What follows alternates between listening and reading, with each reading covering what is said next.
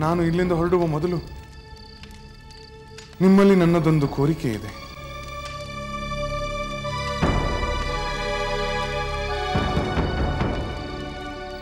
ಏನು? ಮಾತೆ, ನಾನು ವನವಾಸಕ್ಕೆ ಹೊರಡುವುದು ಖಚಿತ. ಆದರೆ ನಿಂತ ಕಾಲ ಮೇಲೆ ಹೊರಡಲಾಗುವುದಿಲ್ಲ. ನನಗೆ ಸ್ವಲ್ಪ ಸಮಯ ಬೇಕು. ನನ್ನ ಮಾತೆಯ ಅಪ್ಪಣೆಯನ್ನು ಪಡೆಯಬೇಕು. ಸೀತೆಗೆ ಸಮಾಧಾನ ಹೇಳಬೇಕು. ನಂತರ ಅರಣ್ಯದತ್ತ ಹೊರಟು ಬಿಡುತ್ತೇನೆ. ಅಷ್ಟು ಸಮಯಾವಕಾಶ ನೀಡಬೇಕೆಂದು ತಮ್ಮಲ್ಲಿ ಬೇಡಿಕೊಳ್ಳುತ್ತೇನೆ. ಹಾಗೆಯೇ ಆಗಲಿ ರಾಮಚಂದ್ರ. ನೀನು ನಿನ್ನ ಮಾತೆಗೆ ಮಡದಿಗೆ ಹೇಳಿ ಹೋಗುವುದು ಉಚಿತವೇ. ಅಷ್ಟು ಸಮಯಾವಕಾಶವನ್ನು ಕೊಡುತ್ತೇನೆ. ಮಾತೆ, ಮತ್ತೊಂದು ಭಿನ್ನ. ಏನದು? ನನ್ನ ಬದಲಾಗಿ ನನ್ನ ಸೋದರ ಭರತ ಯುವರಾಜನಾಗಿ ನನ್ನ ತಂದೆಯವರಿಗೆ ರಾಜ್ಯ ಕಾರ್ಯದಲ್ಲಿ ನೆರವು ನೀಡುತ್ತಾನೆ. ಆದರೆ ನೀವು ವೃದ್ಧರಾದ ದುಃಖಿತರಾದ ತಂದೆಯವರ ಶುಶ್ರೂಷೆ ನೀಡಿ ಅವರು ಸಮಾಧಾನದಿಂದಿರುವಂತೆ ನೋಡಿಕೊಳ್ಳಬೇಕೆಂದು ತಮ್ಮಲ್ಲಿ ಪ್ರಾರ್ಥಿಸಿಕೊಳ್ಳುತ್ತೇನೆ. ಅದು ನನ್ನ ಧರ್ಮ. ಸತಿ ಧರ್ಮವನ್ನು ನಾನು ಪಾಲಿಸುತ್ತೇನೆ. ನಿನ್ನ ಧರ್ಮವನ್ನು ನೀನು ಪಾಲಿಸು. ಆಗಲಿ ಮಾತೆ.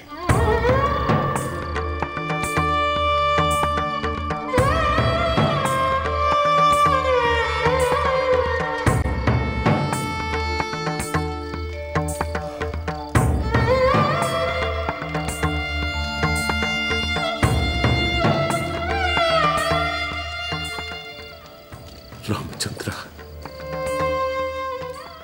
ನೀನು ಕಾಡಿಗೆ ಹೋಗುವ ಮುನ್ನ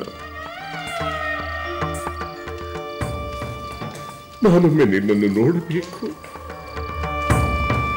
ಆಗಲಿ ತಂದೆ. ನಾನು ವನವಾಸಕ್ಕೆ ಹೊರಡುವ ಮೊದಲು ತಮ್ಮ ಆಶೀರ್ವಾದವನ್ನು ಪಡೆಯಲು ಬರುತ್ತೇನೆ.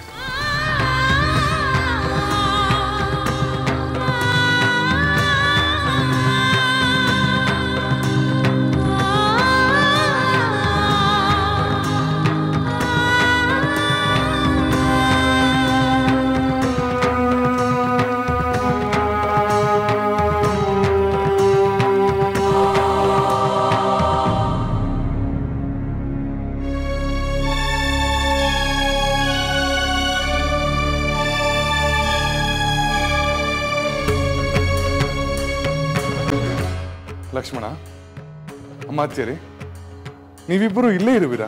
ಹೌದು ರಾಮಚಂದ್ರ, ನಾವು ಇಲ್ಲೇ ಇದ್ದೇವೆ. ಒಳಗೆ ನಡೆದ ಎಲ್ಲ ವಿಚಾರವೂ ನಮಗೆ ತಿಳಿದಿದೆ. ಹಾಗಾದರೆ ಒಳ್ಳೆಯದೇ ಆಯಿತು. ಆ ವಿಚಾರವನ್ನು ತಮಗೆ ಮತ್ತೆ ತಿಳಿಸುವ ಪ್ರಮೇಯವಿಲ್ಲ. ತಮ್ಮ ನೆರವಿನಿಂದ ನಾನು ಮುಂದಿನ ಕರ್ತವ್ಯಗಳನ್ನು ಬೇಗನೆ ಮುಂದುವರಿಸಬಹುದು. ನಿನಗೆ ಯುವರಾಜನಾಗಿ ಪಟ್ಟಾಭಿಷಿಕ್ತನಾಗುವ ಕರ್ತವ್ಯವಾದರೆ ನೆರವು ಖಂಡಿತ ದೊರೆಯುತ್ತದೆ. ಲಕ್ಷ್ಮಣ, ಎಲ್ಲ ವಿಚಾರವನ್ನು ಕೇಳಿಸಿಕೊಂಡ ಮೇಲೆ ನಾನು ಪಟ್ಟಾಭಿಷಿಕ್ತನಾಗುವ ವಿಚಾರ ಮರೆತಂತೆ ಅಲ್ಲವೇ? ಇಲ್ಲ ಸಹೋದರ, ಇಲ್ಲ. ಅನ್ಯಾಯಕ್ಕೆ ಮಾನ್ಯತೆ ದೊರಕುವುದಕ್ಕೆ ನಾನು ಬಿಡುವುದಿಲ್ಲ. ಚಿಕ್ಕ ಮಾತೆಯವರು ತನ್ನ ವರಗಳನ್ನು ಈ ಕೂಡಲೇ ಹಿಂತೆಗೆದುಕೊಳ್ಳುವಂತೆ ಮಾಡುತ್ತೇನೆ. ಏನು ಮಾಡುತ್ತಿರುವೆ? ಮಾಡಬೇಕಾದುದನ್ನೇ ಮಾಡಲು ಹೊರಟಿದ್ದೇನೆ. ಪ್ರಿಯ ಸೋದರ, ನೀನು ಆವೇಶಕ್ಕೆ ವಶವಾಗಿ ಹೀಗೆ ಅವಿವೇಕನಂತೆ ವರ್ತಿಸಬಾರದು. ನಿನ್ನ ದುಡುಕಿನಿಂದ ತಂದೆಯವರು ವಚನ ಭ್ರಷ್ಟರೆನಿಸಿಕೊಳ್ಳಬಾರದು. ಪಿತೃವಾಕ್ಯ ಪರಿಪಾಲನೆಯ ನನ್ನ ಕರ್ತವ್ಯಕ್ಕೆ ನೀನು ಅಡ್ಡಿ ಮಾಡಬೇಡ ಲಕ್ಷ್ಮಣ. ಸಹೋದರ, ನೀನು ವನವಾಸ ಮಾಡಬೇಕೆನ್ನುವುದು ತಂದೆಯವರ ಅಪೇಕ್ಷೆ ಅಲ್ಲ. ಆ ದುಷ್ಟ ಚಿಕ್ಕ ಮಾತೆ. ಸಾಕು ಲಕ್ಷ್ಮಣ, ಇನ್ನು ಮುಂದೆ ಮಾತನಾಡಬೇಡ. ಮೊದಲು ನಾವು ಇಲ್ಲಿಂದ ಹೊರಡೋಣ. ಅಮಾತ್ಯರೇ, ನೀವು ನನ್ನೊಂದಿಗೆ ಬನ್ನಿ. ತಮಗೆ ಸ್ವಲ್ಪ ವಿಷಯವನ್ನು ತಿಳಿಸಬೇಕಾಗಿದೆ. ಆಗಲಿ ರಾಮಚಂದ್ರ, ಬರುತ್ತೇನೆ. ಈಗ ನನ್ನ ಮನಸ್ಸು ಬುದ್ಧಿ ಎಲ್ಲ ನಿಷ್ಕ್ರಿಯವಾಗಿದೆ. ಎಲ್ಲ ಆಲೋಚನೆಗಳು ಸತ್ತು ಹೋಗಿದೆ. ನೀನು ಹೇಳಿದಂತೆ ಕೇಳುವುದಷ್ಟೇ ಈಗ ನನಗೆ ಉಳಿದಿರು. ಬನ್ನಿ.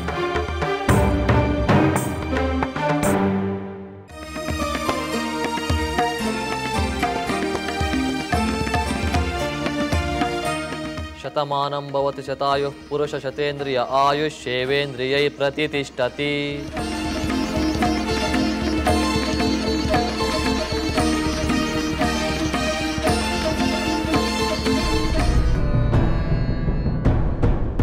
ಅಮಾತ್ಯರೇ, ನನ್ನ ಪಟ್ಟಾಭಿಷೇಕಕ್ಕೆ ಈ ವಿಪ್ರೋತ್ತಮರು ತಂದ ಪವಿತ್ರ ಜಲದಿಂದಲೇ ನನ್ನ ಸೋದರ ಭರತನ ಪಟ್ಟಾಭಿಷೇಕವಾಗಬೇಕು. ಕೂಡದು ಸಹೋದರ, ಕೂಡದು. ಅದು ಎಂದಿಗೂ ಆಗಕೂಡದು. ಯಾವುದು ಆಗಕೂಡದು ಲಕ್ಷ್ಮಣ? ಸಹೋದರ, ನಿನಗೆ ಆಗಬೇಕಾದ ಪಟ್ಟಾಭಿಷೇಕ ಭರತನಿಗೆ ಆಗಕೂಡದು. ಸಹೋದರ, ದಯವಿಟ್ಟು ವನವಾಸದ ನಿರ್ಧಾರ ಮಾಡಬೇಡ. ಸರ್ವರ ಅಪೇಕ್ಷೆಯಂತೆ ನೀನೇ ಪಟ್ಟಾಭಿಷಕ್ತನಾಗಬೇಕು. ಪ್ರಿಯ ಸೋದರ, ಶಾಂತನಾಗು. ಕೋಪಾವೇಶಕ್ಕೆ ಇದು ಸಮಯವಲ್ಲ. ನಾನು ನನ್ನ ಮಾತೆಯವರ ಬಳಿ ಅವರ ಆಶೀರ್ವಾದ ಹಾಗೂ ಅಪ್ಪಣೆಯನ್ನು ಪಡೆಯಲು ಹೋಗುತ್ತಿದ್ದೇನೆ. ನೀನು ನನ್ನೊಂದಿಗೆ ಬಾ. ನಿನ್ನ ಕೋಪವನ್ನು ಅಡಗಿಸಿಕೊ.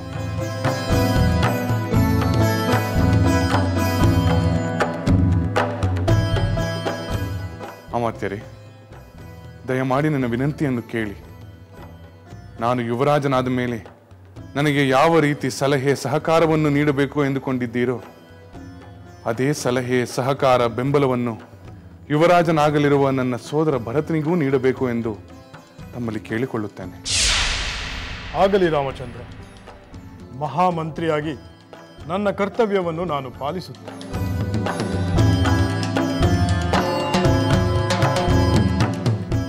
ಪ್ರಿಯ ಸೋದರ, ನೀನು ನನ್ನೊಂದಿಗೆ ಬರುತ್ತೀಯೋ ಇಲ್ಲವೋ? ಸಹೋದರ, ಇಂತಹ ಪ್ರಶ್ನೆ ಕೇಳಬೇಡ.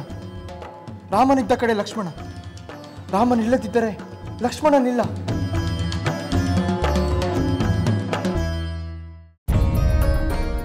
ಅಮಾತ್ಯರೇ, ನಾವು ಮಾತೆಯವರನ್ನು ಕಾಣಲು ಹೋಗುತ್ತೇವೆ. ರಾಮಚಂದ್ರ, ನಿನ್ನ ಪಟ್ಟಾಭಿಷೇಕದ ಆನಂದದ ಕ್ಷಣಗಳನ್ನು ಎದುರು ನೋಡುತ್ತಿರುವ ಆ ಮಾತೆಗೆ ನಿನ್ನ ವನವಾಸದ ನಿರ್ಧಾರವನ್ನು ಹೇಗೆ ಹೇಳುತ್ತಿ? ಅದನ್ನು ಆ ಮಾತೆ ಹೇಗೆ ಸ್ವೀಕರಿಸುತ್ತಾಳೆ? ಓ ದೇವರೇ, ಇಂತಹ ಪರಿಸ್ಥಿತಿಯನ್ನು ಯಾವ ಮಾತಾಪಿತೃರಿಗೂ ಕೊಡಬೇಡ.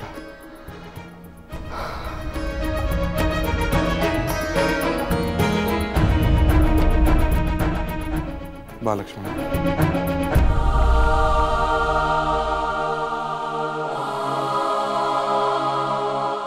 ಅಯ್ಯೋ ವಿಧಿಯೇ, ಒಂದೇ ಒಂದು ಕ್ಷಣದಲ್ಲಿ ಇಡೀ ಒಂದು ಜಗತ್ತೇ ತಲೆಕೆಳಗಾಗಿ ಹೋಯಿತಲ್ಲ.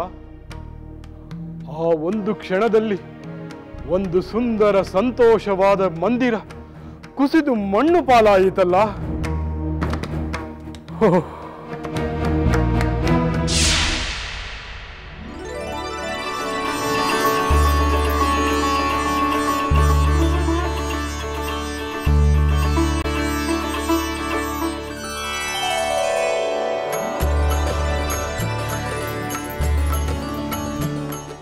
ರಾಮ, ಚಿರಂಜೀವಿಯಾಗಿ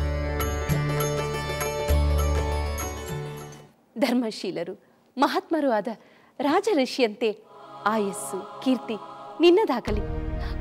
ಅವರ ಆಶೀರ್ವಾದ ಸದಾ ನಿನ್ನ ಮೇಲಿರಲಿ.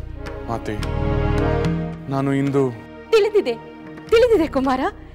ಇಂದು ನೀನು ಪಟ್ಟಾಭಿಷೇಕವನ್ನು ಏರುವ ಶುಭ ದಿನ.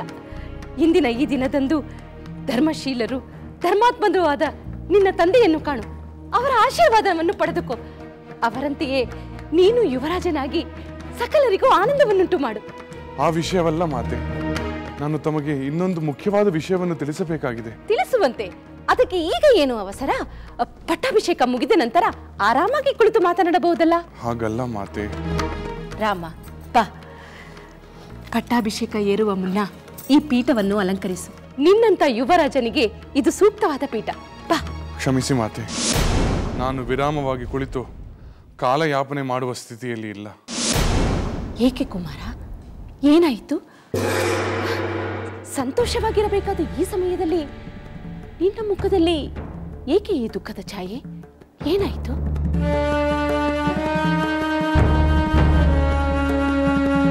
ಲಕ್ಷ್ಮಣ, ನೀನಾದರೂ ಹೇಳು, ಏನು ನಡೆಯಿತು? ನೀವಿಬ್ಬರು ಏಕೆ ಹೀಗಿದ್ದೀರಿ?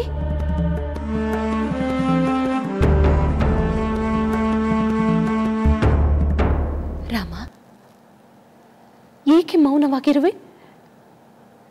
ಈ ನಿನ್ನ ಮೌನವು ನನ್ನ ಉಸಿರು ಕಟ್ಟಿಸುತ್ತಿದೆ. ಈ ನಿನ್ನ ಮೌನಕ್ಕೆ ಏನು ಕಾರಣವೆಂದು ಹೇಳು. ಅದು ಯಾವ ವಿಷಯವಾದರೂ ಸರಿ, ಅದನ್ನು ಕೇಳಲು ನಾನು ಸಿದ್ಧಳಾಗಿದ್ದೇನೆ. ಹೇಳು ರಾಮ. ಮಾತೆ, ಸಂತೋಷ ಸಂಭ್ರಮಗಳ ಸುಂದರ ಜಗತ್ತಿನಲ್ಲಿ ವಿಹರಿಸುತ್ತಿರುವ ನಿಮಗೆ ಈ ವಿಷಯವನ್ನು ಹೇಗೆ ತಿಳಿಸಬೇಕೆಂದು ನಾನು ಯೋಚಿಸುತ್ತಿದ್ದೆ. ಆದರೆ ಅನಿವಾರ್ಯ, ಹೇಳಲೇಬೇಕು.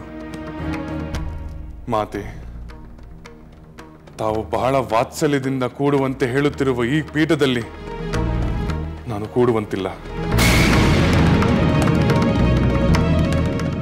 ಏಕೆ ಕೂಡುವಂತಿಲ್ಲ? ಏನು ಕಾರಣ? ಮಾತೆ, ನಾನು ಈಗ ಕೈಗೊಳ್ಳುತ್ತಿರುವ ಧರ್ಮಸಮ್ಮತ ಕಾರ್ಯದಿಂದ ನಿಮಗೂ ಲಕ್ಷ್ಮಣ ಹಾಗೂ ಸೀತೆಗೂ ಸಂಕಟವಾಗುತ್ತದೆ. ನಾನು ಈಗಲೇ ವನವಾಸಕ್ಕೆ, ಅರಣ್ಯಕ್ಕೆ ಹೋಗುತ್ತಿದ್ದೇನೆ. ರಾಮ!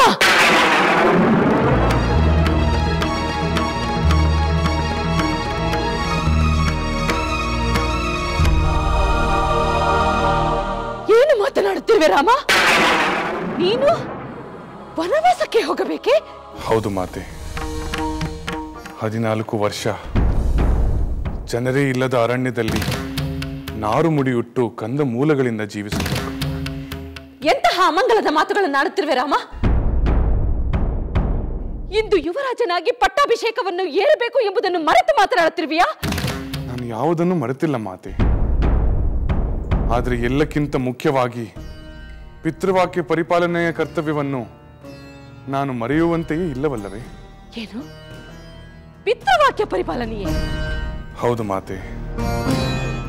ತಂದೆಯವರು ಸೋದರ ಭರತನಿಗೆ ಪಟ್ಟಾಭಿಷೇಕ ಮಾಡುತ್ತಾರೆ.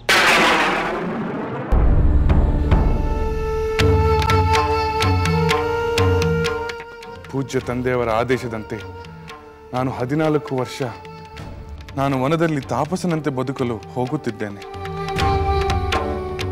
ಜೀವನದ ಅಂತಿಮ ಅವಧಿಯಲ್ಲಿ ಲಭಿಸಬೇಕಾದ ವಾನಪ್ರಸ್ಥಾಶ್ರಮದ ಅವಕಾಶ ನನಗೀಗ ಲಭ್ಯವಾಗುತ್ತಿದೆ. ಇದು ನನ್ನ ಅದೃಷ್ಟವಲ್ಲವೇ ಮಾತೆ? ಇಲ್ಲ ಇಲ್ಲ ಇಲ್ಲ, ಇದು ಅನ್ಯಾಯ. ಮಾತೆ ಮಾತೆ ಮಾತೆ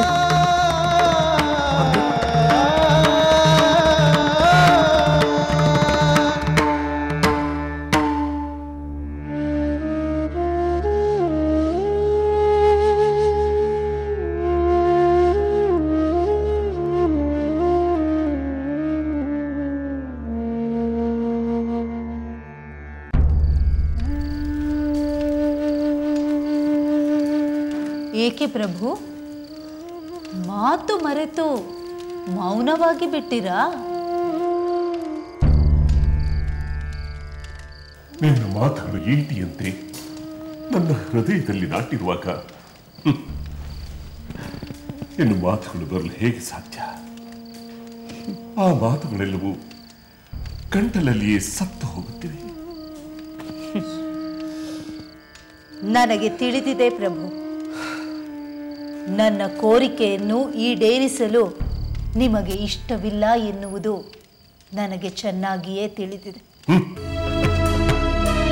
ನನ್ನ ಇಷ್ಟ ಕಷ್ಟಗಳನ್ನು ಕಟ್ಟಿಕೊಂಡು ನಿನಗೇನಾಗಬೇಕಾಗಿದೆ? ನನಗೆ ನಿನ್ನ ಹಠವೇ ಮುಖ್ಯ. ಗಂಡನ ಕ್ಷೇಮವಾಗಲಿ ಸಂತೋಷವಾಗಲಿ ನಿನಗೆ ಲೆಕ್ಕಕ್ಕೆ ಇಲ್ಲ. ಸತಿಯ ಕ್ಷೇಮ ಸಂತೋಷ ಪತಿಗೆ ಮುಖ್ಯವಲ್ಲವೇ? ಸಾಕು ಮಾಡು. ನಿನ್ನ ತರ್ಕದ ಮಾತುಗಳಿಂದ ನನ್ನ ಬಾಯಿ ಮುಚ್ಚಿಸಲು ಪ್ರಯತ್ನ ಪಡಬೇಡ. ನೀನು ಸ್ವಾರ್ಥಿ, ಮಹಾನ್ ಸ್ವಾರ್ಥಿ. ನಿನ್ನ ಸ್ವಾರ್ಥಕ್ಕಾಗಿ ನಾನೆಲ್ಲವನ್ನೂ ತ್ಯಾಗ ಮಾಡಿದ್ದೇನೆ. ಆದರೆ ಒಂದಂತೂ ಸತ್ಯ, ಇದಕ್ಕೆ ನೀನು ಶಿಕ್ಷೆಯನ್ನು ಅನುಭವಿಸಲೇಬೇಕು. ಅನುಭವಿಸಲೇಬೇಕು. ರಾಮನ ಮೇಲಿನ ನಿಮ್ಮ ವ್ಯಾಮೋಹ ಸ್ವಾರ್ಥವಲ್ಲವೇ?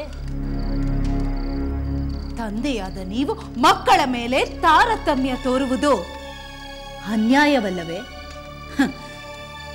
ರಾಮನ ಮೇಲಿನ ಅತಿಯಾದ ವ್ಯಾಮೋಹದಿಂದ ನನ್ನ ಪುತ್ರ ಭರತನಿಗೆ ಅನ್ಯಾಯ ಮಾಡುತ್ತಿಲ್ಲವೇ?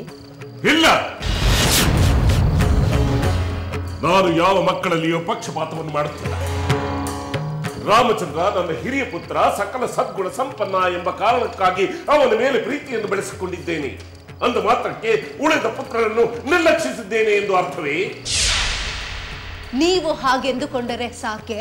ಇನ್ನೇನು, ನಿನ್ನ ಅಭಿಪ್ರಾಯವೇ ನ್ಯಾಯ ಎಂದು ಮಾನ್ಯ ಮಾಡಬೇಕಾಗುತ್ತೆ. ಅಯ್ಯೋ ಅವಿವೇಕಿ, ನಮ್ಮ ಅಭಿಪ್ರಾಯಗಳು ಮುಖ್ಯವಲ್ಲ. ಪದ್ಧತಿ, ಪರಂಪರೆ, ಸಂಪ್ರದಾಯ ಎಂಬುದೊಂದಿದೆ.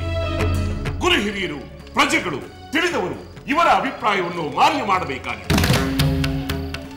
ಪದ್ಧತಿಯ ಪ್ರಕಾರ ಜ್ಯೇಷ್ಠ ಪುತ್ರನಿಗೆ ಪಟ್ಟಾಭಿಷೇಕವಾಗಬೇಕೆಂಬುದು ಸಿದ್ಧ. ಅದು ನಾವು ಮಾಡಿದ್ದಲ್ಲ. ಅದೃಷ್ಟವಶಾತ್ ನನ್ನ ರಾಮಚಂದ್ರ ಜ್ಯೇಷ್ಠ ಪುತ್ರ. ಜ್ಯೇಷ್ಠ ಪುತ್ರನಿಗೆ ಪಟ್ಟಾಭಿಷೇಕವಾಗಬೇಕೆಂಬುದು ಪದ್ಧತಿ, ಸಂಪ್ರದಾಯ ಎಲ್ಲವೂ. ಅದು ನಮ್ಮ ಕರ್ತವ್ಯವೂ ಕೂಡ. ಕೈಕೇಯಿ, ಈಗಲೂ ಕಾಲ ಮಿಂಚಿಲ್ಲ.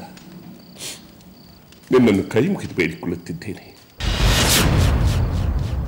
ಇಲ್ಲ ಪ್ರಭು, ನಾನು ಯಾವ ಮಾತನ್ನು ಕೇಳುವುದಿಲ್ಲ. ನೀವು ನನ್ನ ಕೋರಿಕೆಯನ್ನು ಈಡೇರಿಸಲೇಬೇಕು. ನನ್ನ ಪುತ್ರ ಭರತ ಬೇಗ ಬರಬೇಕು. ಅವನ ಪಟ್ಟಾಭಿಷೇಕವಾಗಬೇಕು. ನೀವು ನೀಡಿದ ವಚನವನ್ನು ನೀವು ಪಾಲಿಸಲೇಬೇಕು. ಹೌದು, ನಾನು ಕೊಟ್ಟ ವಚನವನ್ನು ಪಾಲಿಸಲೇಬೇಕು. ಭರತ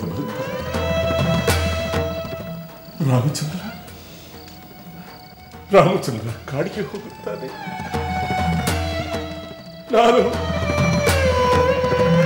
ನಾನು ಸರ್ವಸ್ವವನ್ನು ಕಳೆದುಕೊಳ್ಳುತ್ತೇನೆ.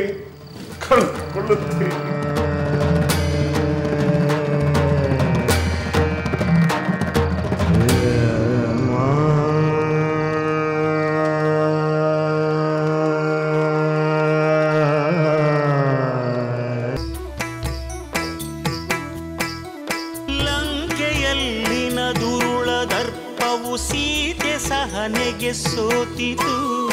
ಅಂಕೆ ಇರದ ಅಸುರ ಕುಲವು ರಾಮ ಬಾಣಕ್ಕೆ ಅಡಗಿತು.